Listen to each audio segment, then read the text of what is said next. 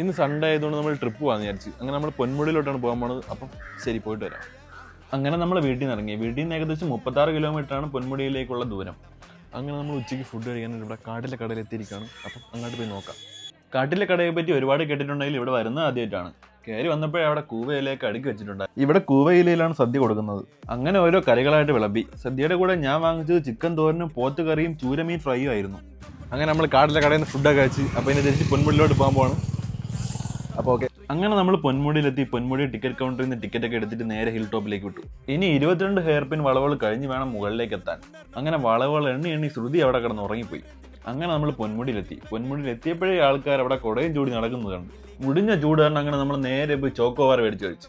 എന്തായാലും ഇവിടം വരെ വന്നത്തേക്ക് ചൂടിനെ വകവയ്ക്കാതെ ഹിൽ ടോപ്പിന്റെ മുകളിൽ കയറി വ്യൂ ഒന്ന് കണ്ടുകളയെന്ന് വിചാരിച്ചു. പൊന്മുടിയിൽ കോട പ്രതീക്ഷിച്ചാണ് നമ്മൾ വന്നത്. പക്ഷേ ഇവിടെ നല്ല മുടിഞ്ഞ ചൂടാണ്.